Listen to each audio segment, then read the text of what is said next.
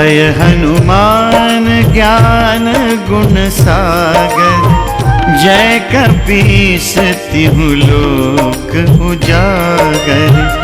रामदूत अतुलित बल धामा, अंजनी पुत्र पवन सुत नामा।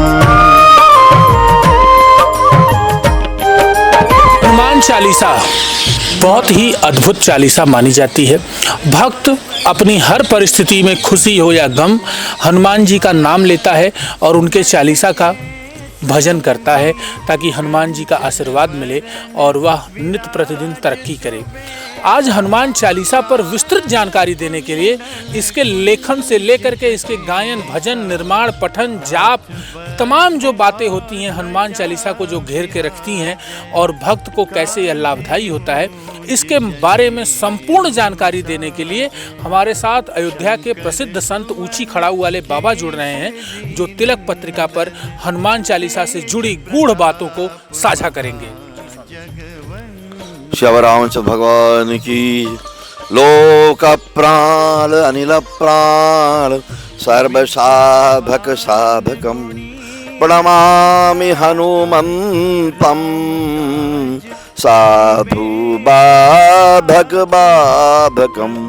मनोजवम मारुततुल्य वेगम, जितेन्द्रियं बुद्धिमतां वरिष्ठम। बातात्मजं वानरयूथमुख्यं,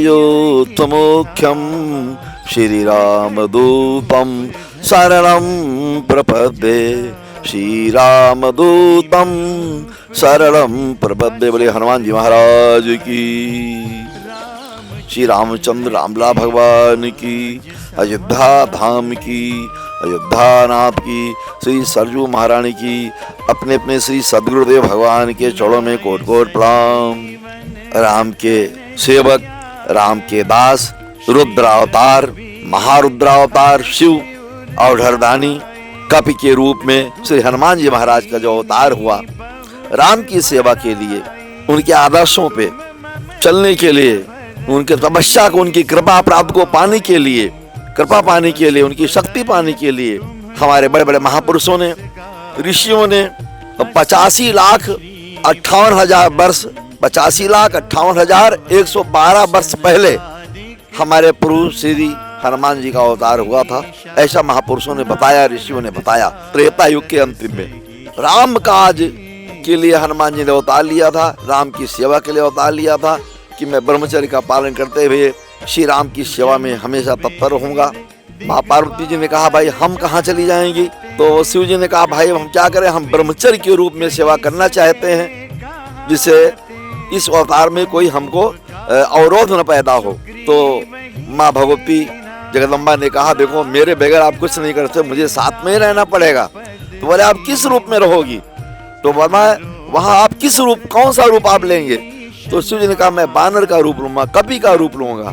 तो कहा उनको पूंछ तो होती है, बोले पूंछ में मैं विराजमान रहूंगी। तो शिव और शक्ति दोनों मिल करके रुद्र अवतार, शिव अवतार, हनुमान जी के रूप में इनका अवतार हुआ। शिव जी हैं और पार्वती जी इनके पीछे पूंछ के रूप में विराजमान रहती हैं। तो मेरे कहने का मतलब हनुमान जी महाराज सबके कल्याण के लिए, राम के कल्याण के लिए, हमेशा राम के कार्य के लिए तत्पर, कभी भी देर नहीं लगाया। और उनकी साधना के लिए साधकों को ऋषियों ने, महापुरुषों ने ऐसे ऐसे भव्य सरल से सरल उपाय बताए। और हनुमान जी की उपासना हमारे गोस्वामी तुलसीदास ने की, उनको तभी रामचरितमानस लिखने का अवसर प्राप्त हुआ। हनुमान जी ने लिखाया भोजन के लिए हो, किसी प्रकार की अगर कोई कष्ट है शरीर को, आध्यात्मिक शक्ति की जरूरत है तो हनुमान चालीसा पढ़ी है, आध्यात्मिक शक्ति आ जाएगी, उड़ने की शक्ति आ जाएगी। एक हमारे संत थे, अब वो चूंकि यहाँ नहीं रहते हैं, उत्तराखंड में रहते हैं, बहुत बड़े दिव्य संत हैं, हजारों साल के संत हैं। उन्होंने हनुमान चालीसा इतना पाठ कर लिया, हनुमान जी ने इतनी शक्ति दे दिया कि उड़ने की शक्ति आ गई है। हर जगह उड़ करके चले जाते हो, जहाँ जाना हो तो उड़ के गए और चले आए, कुछ भी नहीं खाते हैं, केवल वायु का सेवन करते हैं और हजारों साल से जीवित हैं। एक बार हमारे उनको दर्शन की इच्छा हुई, मेरा सौभाग्य था, उनका दर्शन हुआ। उन्होंने पूरी कहानी अदृश्य रूप में मुझे बताया कि भैया हनुमान जी से बढ़कर संसार में कोई पावरफुल है ही नहीं, क्योंकि राम जी इनके बस में है, राम जी इनके हृदय में रहते हैं। इसलिए जो इनकी उपासना करता है, उन्हीं की साधना करता है, चाहे स्त्री हो, चाहे औरत हो, लड़की हो, लड़का हो, बुजुर्ग हो, जवान हो, बूढ़ा हो, उसके प्रति हनुमान जी की बड़ी कृपा आ जाती है, बड़ी शक्ति आ जाती है, बीमारी दूर हो जाती है और जेल से मुक्ति हो जाती है, किसी गुलामी के जंजीर से मुक्ति हो जाती है। इसलिए हनुमान जी में जो पावर, हनुमान चालीसा में बहुत बड़ी पावर है। जैसे चाहो इसका उपयोग करो और अपने जीवन को सफल बनाओ। राम के आदर्शों पे चलना है तो हनुमान चालीसा रोज पाठ करिए, राम के आदर्श को गुण आ जाएंगे। प्रेम करना है, प्रेम के गुण आ जाएंगे, इतनी शक्ति आ जाएगी, आध्यात्मिक शक्ति आ जाएगी कि भूख प्यास अपने आप खत्म हो जाती है। जितना चाहो उतना खाओ, जितना चाहो उतना न खाओ, जब तक चाहो खाओ, जब तक चाहो न पियो, खाओ पियो चाहे न खाओ, इतनी शक्ति आ जाती है। जैसे चाहो हनुमान चालीसा का हर उपयोग हर मानव जीवन में आ सकता है। ऐसा कई संतों ने हमें बताया जो इस समय धरती पर नहीं है, संसार में नहीं है, अदृश्य रूप में विद्यमान है। उनके दर्शन अदृश्य रूप में होते हैं और बातें करते हैं। भाई यहाँ हमारा परिक्रमा मार्ग है, अयोध्या है, प्रहलाद घाट परिक्रमा मार्ग है। यहाँ हजारों संत अदृश्य रूप में परिक्रमा करते हैं त्रेता के समय से।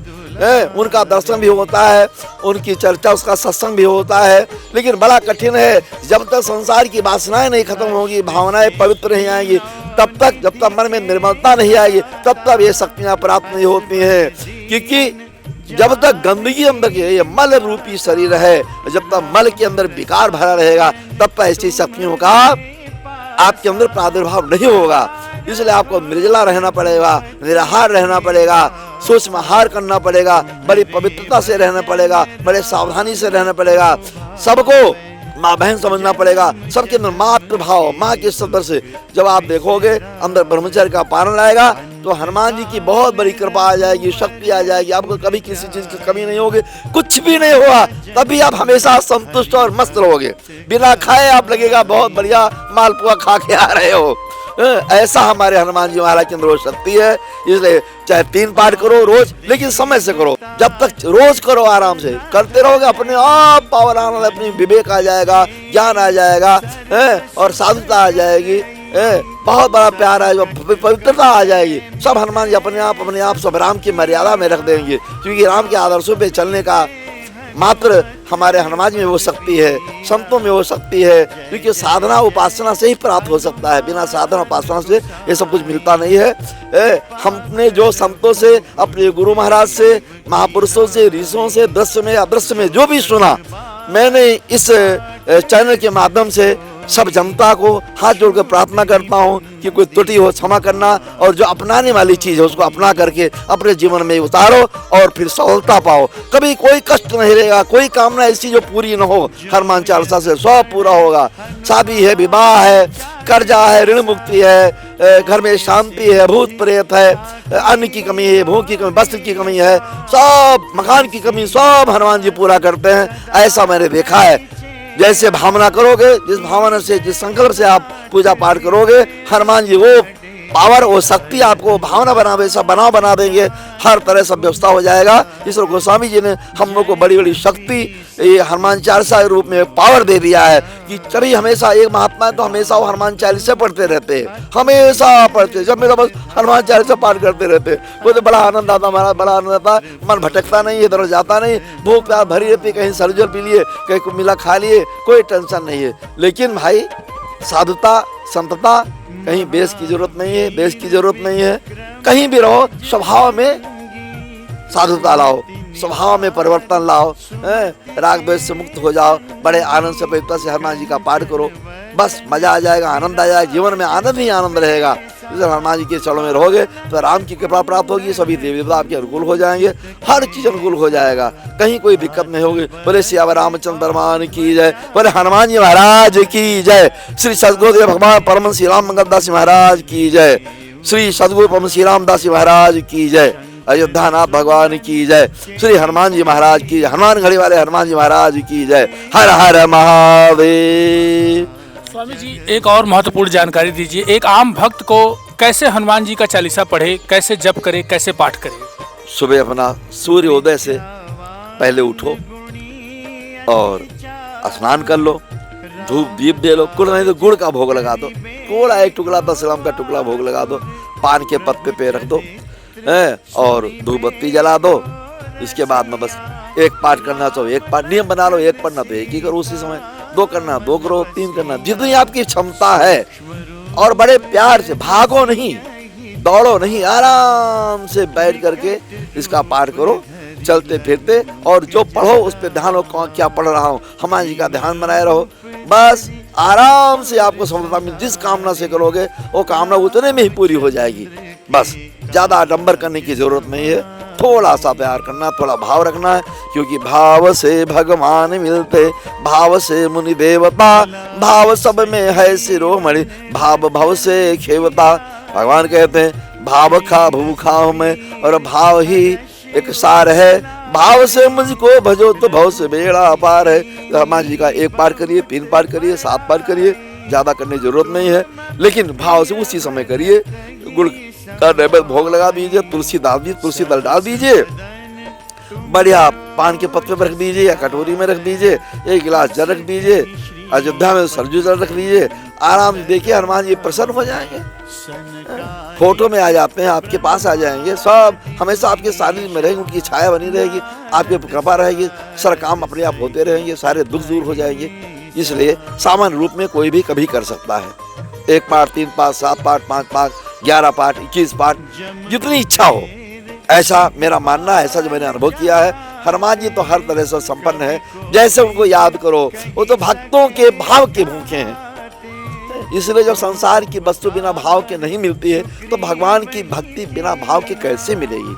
आलू खरीदने जाओ तो साला 30-35 रुपए किलो, तय करो, कोई सब्जी है, कोई वस्तु है, भाव तय करना पड़ता है, तब वस्तु मिलती है। और भगवान की भक्ति भाई बिना भाव के कैसे मिलेगी।